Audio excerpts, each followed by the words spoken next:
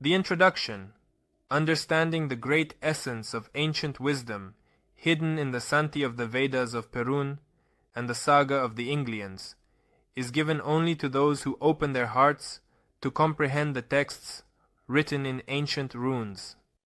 Those who do not act cunningly and do not seek to pride themselves on their knowledge in understanding the hidden ancient meaning, and especially do not think to elevate themselves above others, who are drawn by their soul and spirit to the ancient faith of their ancestors, yngliism, who strive to find their roots.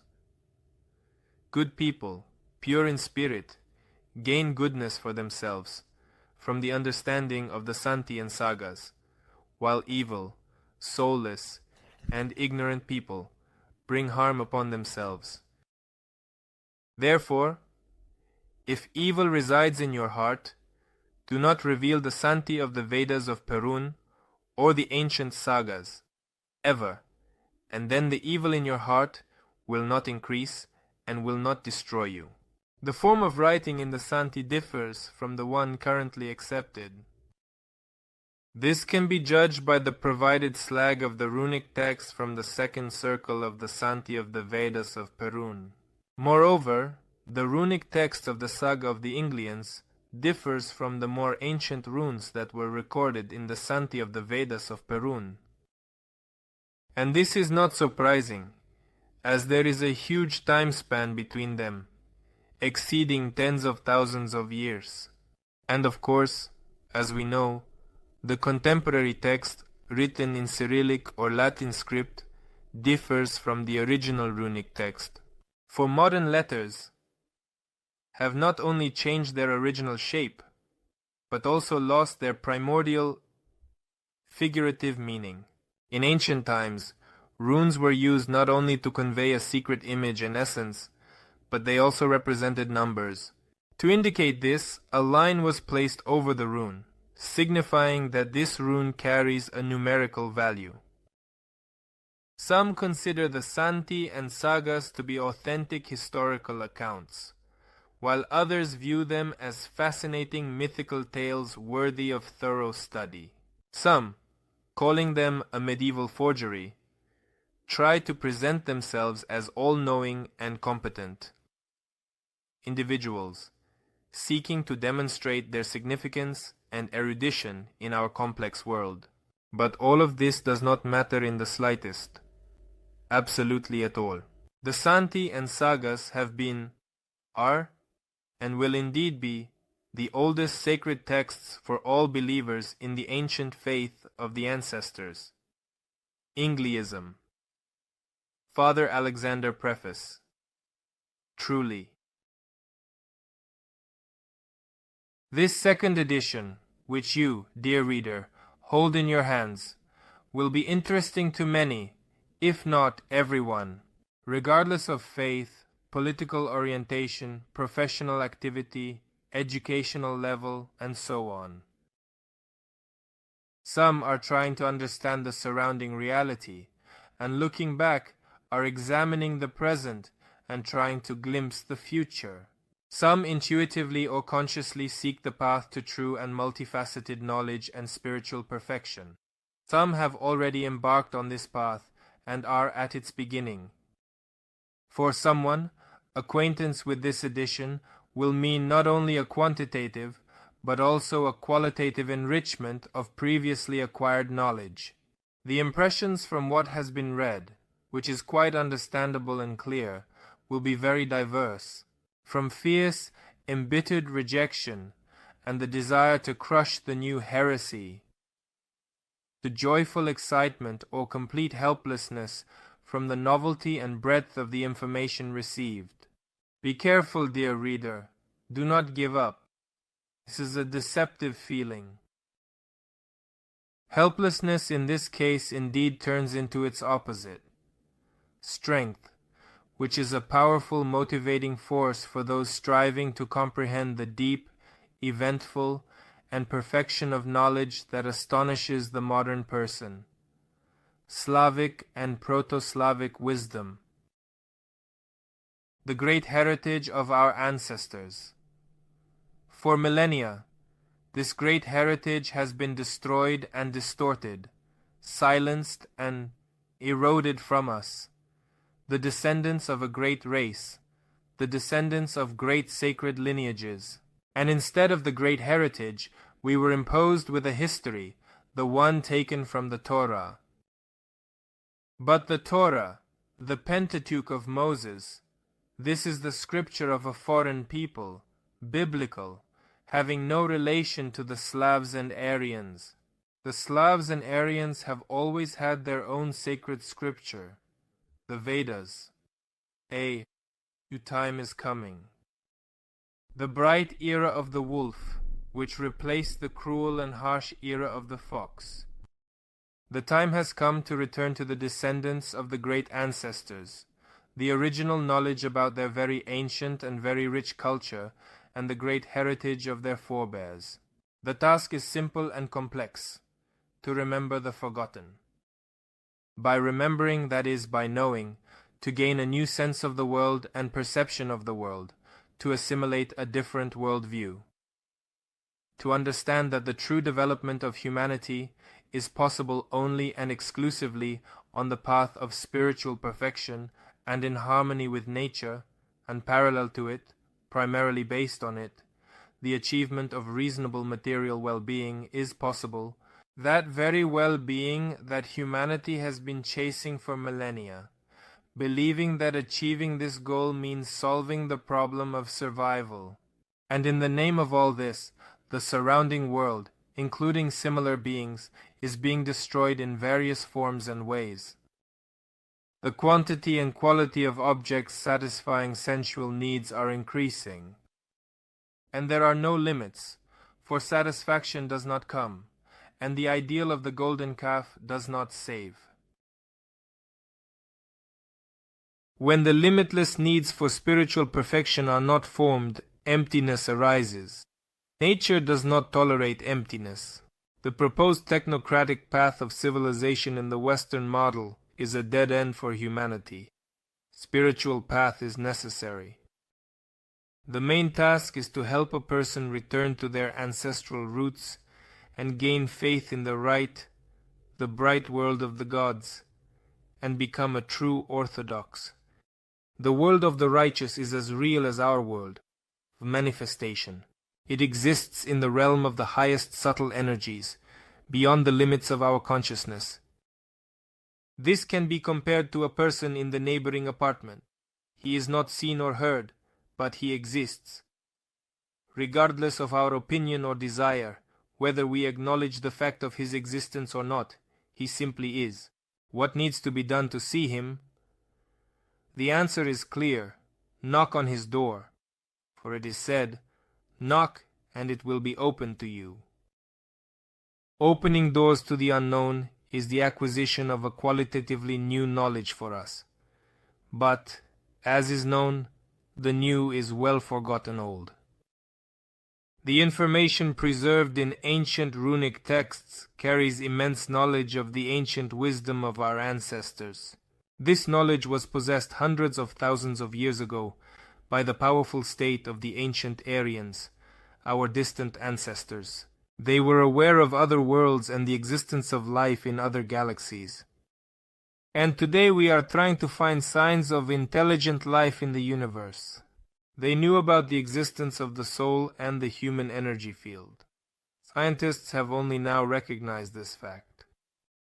They photographed the field emitted by a person using Kirlian photography, weighed the substance, the soul, and captured the silver thread connecting the person and the soul at the moment it leaves the body. The ancient Aryans knew that all later world religions recognized the existence and opposition of two worlds. The right is the bright world of love and goodness, the world of bright gods, and hell is the dark world of evil. Today, scientists have recognized and confirmed the existence of the dark world, calling it the antimatter. But they still do not want to recognize and accept in any way the bright world. Examples could continue, but I want to emphasize once again, ancient Slavs and Aryans possessed fundamental secret knowledge about the material and non-material worlds. They revered their bright gods, who gave them life, and this knowledge is the Slavo-Aryan Vedas. This is what this publication talks about, which until recently was available only to community old believers, and which you, dear reader, now hold in your hands. It is only a small part of a vast and wise heritage. Do not rush, read carefully and think about each line. Make use of the comments that the book is richly supplied with. The comments are written by an erudite person, a clergyman, a priest, one of those Kappen Yngling who preserved the ancient Slavo-Aryan Vedas. And today, the sages and priests of the ancient faith of our ancestors, yngliism, reveal and return to us the knowledge that has been lost and forgotten by us. The salvation of the world and its spiritual revival is possible, and it will begin with our Russia. For our state is a land that gives birth to holy ascetics, endowed with greatness and strength of spirit, unmatched anywhere else. The salvific movement for the revival of Russia must begin from the sacred land of Belovodye, from its very center, Asgard, modern Omsk. This is foretold in the sayings of the Vedas of Perun. And the movement of spiritual revival will spread throughout the world, just as the saga of the Yngling tells of the migration from the sacred Belovodye to the west of our ancient tribes. There is much to ponder, dear reader. There is a goal to which one can and should dedicate their physical and spiritual strength. Is there a path to a bright future for our children, grandchildren, and more distant descendants? If, after reading the Slavic Aryan Vedas, you have found the answer, and if it is affirmative, begin the journey towards reclaiming the ancient faith of our ancestors, yngliism, the knowledge of love, goodness, joy, and great wisdom. Let us remember the forgotten. Surikov Oleg Yuryevich, candidate of Historical Sciences, historian about the book. The Santia of the Veda Perun, the Book of the Wisdom of Perun, is one of the oldest Slavic Aryan sacred traditions preserved by the priests, the guardians of the ancient Russian Inglistic Church of the Orthodox Old Believers Ynglings. The Santia can only visually be called a book in its original form, as the Santia consists of plates made of noble metal that is resistant to corrosion, on which ancient Hurrian runes are inscribed. Ancient runes are neither letters nor hieroglyphs in our modern understanding. Runes are indeed secret images that convey a vast amount of ancient knowledge. This ancient runic form of writing did not disappear like other ancient alphabets, scripts, and letters into the depths of centuries and millennia, but continues to remain the primary form of writing among the priests of the ancient Russian Inglistic Church of the Orthodox Old Believers Ynglings. In ancient times, Hurrian runes served as the main basis for creating various simplified forms of writing, including ancient Sanskrit, the letters of Irez, Devanagari, Anglo-Saxon, and Germanic Scandinavian runes, among many others. In order for the Hurrian runic form of writing to be preserved for our descendants, it is taught in the spiritual seminaries of the ancient Russian Inglistic Church of the Orthodox Old Believers Ynglings, so that ancient wisdom does not fade into timelessness, but is passed down from generation to generation. To imagine what Santias essentially look like, one must typically remember that each Santia consists of 16 shlokas. Each shloka contains 9 lines. In each line, under a single line called the Under Heaven, 16 runes are inscribed. On each plate there are 4 shlokas, 2 on each side. 9 Santia on 36 plates make up one circle, and these plates, containing 144 shlokas, are bound by 3 rings that symbolize the 3 worlds: Yav, the world of people; Naf, the world of spirits and ancestor souls; and Prav, the bright world of Slavic Aryan gods. 9 circles of Santia, containing 1296 shlokas, or 11,664 lines, or 18,662 interrelated Hari runes, certainly form a meaningful figurative collection, known since ancient times as the Veda, or using the Latin form. The Santia have a substantive form of dialogue, and were recorded about 40,000 years ago. The first circle tells about the commandments given to the peoples of the great race and the descendants of the heavenly rod by the god Perun, about the upcoming events in the future throughout the Svarog circle, and 99 circles of life, that is, 40,176 years, and much more. The first translation into modern Russian from the Hurrian Koruna, an ancient Hurrian language, was made by Slavic priests in the year 7452 from the creation of the world in the Star Temple, corresponding to the year 106,722 from the foundation of Asgard-Iri, 22 from the foundation of Asgard-Iri, 1944 year from the birth of Christ, for the newly revived Slavic Aryan and ancestral communities in the territory of Belovodye, or, as stated in the Santia, the holy land of the race, the territory from the Urals to Baikal, and from the northern ocean to the Mongolian Altai. This was also related to the fact that in the first decades of Soviet power, many ancient Slavic Vedic books, Harati and Santia of ancient gods, which were preserved by the Slavic and ancestral communities of Belovodye, disappeared without a trace during the destruction of Slavic communities. The name Belovodye originated from the ancient name of the river Iri. The modern Irtish is Iri Tishaishi. In the ancient Hurrian language, there is a rune Iri, whose figurative meaning is white pure water.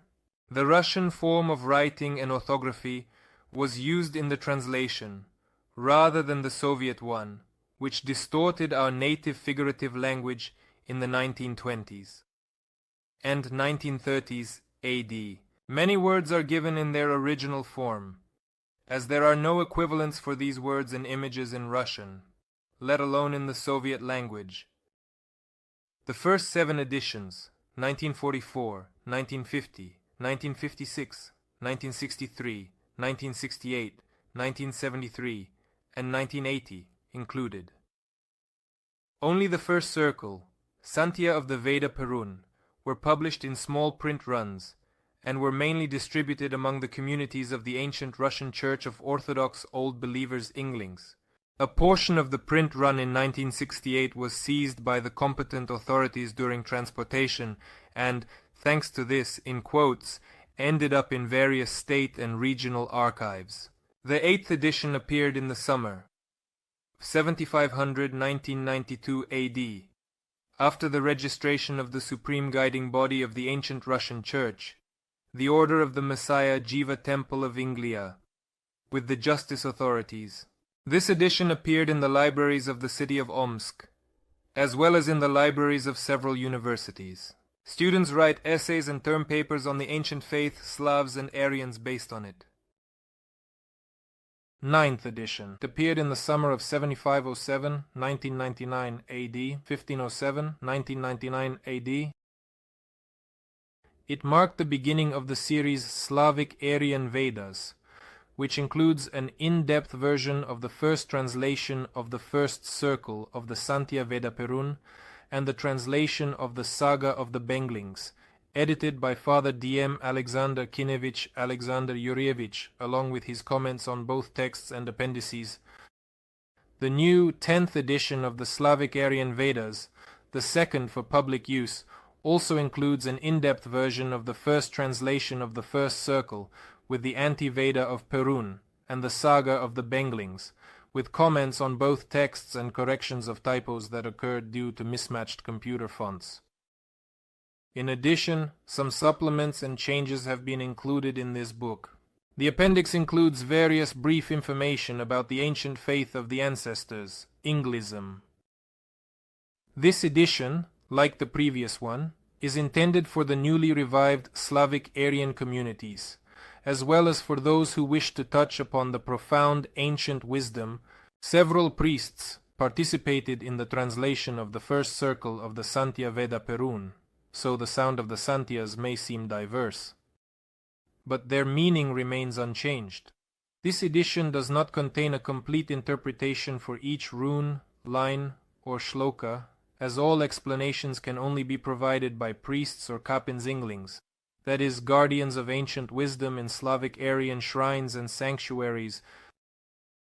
A complete translation with full interpretations could constitute a multi-volume edition, and moreover, much of the ancient wisdom cannot be revealed to the servants of the world of darkness. Comments on the most obscure passages in the Santias of the Veda Perun and the Saga of the Yngling are made by Father D.M. Alexander, the head of the ancient Russian Inglistic Church of the Orthodox Old Believers Ynglings. Ellipses and lines of dots indicate that in these places there is information that is still too early to present, as knowledge intended for the service of good and truth cannot be used for evil. Currently, the priests of the ancient Russian Church are translating the second circle. We hope that in the 9th book of the Slavic Aryan Vedas you will become acquainted with the continuation of the Santia Veda Perun. Church Publishing House, Asgard. Year 750. The creation of the world in the Star Temple. The year 2001 of the birth of Christ. The year 2001 of the birth of Christ, with the Santia Veda Perun. Santia. In. As in the enclosure of the gods, in the Asgard of Iri, at the confluence of the sacred rivers Iri and Ami, near the great shrine of Yngliia, at the sacred stone Alatir, the divine chariot of Vaitman descended from the heavens. A great radiance and bright flame surrounded it as it descended to the earth. The Kari and Dari tribes, the tribes of the Rasens and Sviatorus, the leaders and warriors of all tribes of the great race, gathered at the heavenly Vaitman. The silver-haired sages and the wise magi gathered, along with the servants of the one God. They gathered, converged, and sat in rows around the circle of Vaitman, praising the gods for many days. And Vaitman opened, and from it emerged the bright heavenly God in flesh. The God ever beautiful spoke, "I have come from the earth of Urai, from the heavenly Swarga, where the bright Iri flows, in the gardens of Virya near the heavenly Asgard. I am Perun the Thunderer, son of Swarga. Listen, people and warriors of the human tribes, to my words. Listen to the teaching of my words." Atibor, a warrior from the tribe of the Sviatorus, spoke to Perun. "Tell me, enlighten us, bright leader, is there death for the warriors of our tribes?" Perun replied to the warrior, "There is no death for the warriors of the heavenly tribe. Any obvious or hidden doubt of the heart will be resolved by God the Most High, Keeper of the worlds, Father of Svarog and my grandfather, the best of all the wise. I know the eternal wisdom of the gods. Whoever becomes a teacher, even if they reveal a great secret, is not condemned by the gods, for there is no death for them." And the people asked the wise thunderer, "You tell us, Svarozhich, explain why the servants of the one God and God's wanderers seek to achieve immortality through the path of knowledge. You tell us, according to the Vedas, is there death in the world of Yavi, or is everything immortal? So which of the two is true?" Well, Svarozhich indeed answered them, "Both are correct, but only in delusion do the singers indeed teach about death, while I call death a mere illusion. And I do not call immortality an illusion. Indeed, in self-deception, the legions perished. Existence is not achieved through illusion, and death does not devour the born like a lynx. It has no perceivable form. You witness death all around you in your surroundings, but you will not find it for yourself. Some people believe that Udrzek, the god of the dead, is different from death. Your journey into the world of righteousness is immortal and everlasting. It resides in your souls and spirit. This same God reigns in the world of ancestors. He is good to the good, but to the unworthy he is unkind. By the command to endure in human children anger, delusion, and death, which has taken the form of greed, manifest. By the self deviated from the path, unity with the soul is not achieved by man. In the mysterious power of death, lost people move along this path and, having died, repeatedly enter the world of Nav and beyond. Behind them, feelings are led astray from the path, which is why death is called Mariona. Being carried away by their deeds, in pursuit of their fruits, they continue to move in that direction and do not overcome death. Instead of striving for righteous goals, as the conscience of people calls, the human child born in Midgard will revolve in a circle of pleasures, and on this path death awaits him. This is a great delusion of the senses. Joining with vain goals, it moves into hell along a futile road. Affected by ties to vain goals and thinking about them day and night, your hidden self will begin to worship the external world of Yavi. In the world of Yavi, manifested by the kin, the first thing that strikes people is the desire for what belongs to others. Soon it leads to anger and lust. These three spawn of the dark lead the foolish people to their death creatures. And in the world of Yavi, only steadfast people, in whom conscience reigns, always overcome death with their steadfastness. By focusing the mind and calming the turbulent feelings, one must fight against them with disdain. For such people there is no death, for they have overcome passions and transcended death through knowledge. And a person who pursues desire following passions perishes. But having conquered sinful desires, a person blows away all the dust of passions from themselves. For all beings and people, hell seems like an impenetrable darkness, as they madly strive carelessly towards ruin. But to a person who has rejected madness, what can death do? Whoever renounces the possession of ancient wisdom should think of nothing else, as if driving out the power of life from themselves. Anger, greed, and the delusion of the deep self. This is death, and they are in this earthly body. A person who has known the wisdom of the gods and their ancestors knows that this is how death is born, and death does not frighten them here. In his realm, death disappears, just as a mortal disappears upon entering the realm of death. And Perun was asked by Odin, a warrior from the Korean lineage, "Tell us, why do the sages say that by making bloodless sacrifices, people can reach the blessed worlds of righteousness, the purest, eternal ones? The Vedas indeed call them the highest goal. Who knows this? How exactly can he do business in the world?"